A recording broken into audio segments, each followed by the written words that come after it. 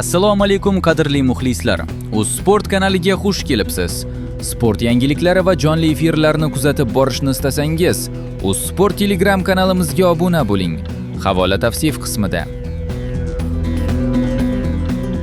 6-iyun kuni Samarqand shahrida bo'lib o'tadigan Mangu Professional League 3 turnirida qiziqarli MMA to'qnashuvlaridan biri o'zbekistonlik Amirxon Alixo'jayev va eronlik Alireza Shariati o'rtasida bo'lib o'tadi.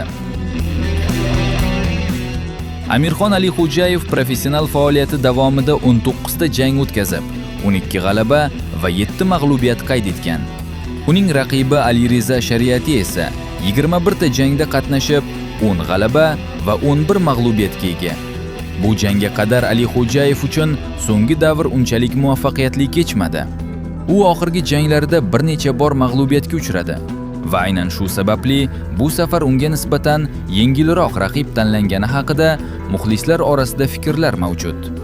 Alireza Shariatining rekordiga e'tibor bersak, u faoliyati davomida mag'lubiyatlarni ham ko'p qabul qilgan. So'nggi yillarda ham uning natijalari barqaror bo'lmaganini ko'rish mumkin.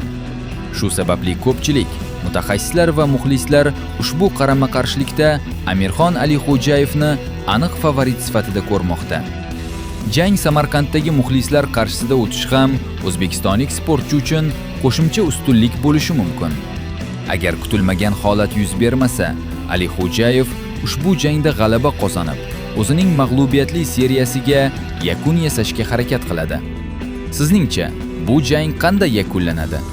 Alixo'jayev muddatidan oldin g'alaba qozonadimi yoki Shariati sensatsiya yaratadimi? Fikringizni izohlarda yozib qoldiring va kanalga obuna bo'lishni unutmang.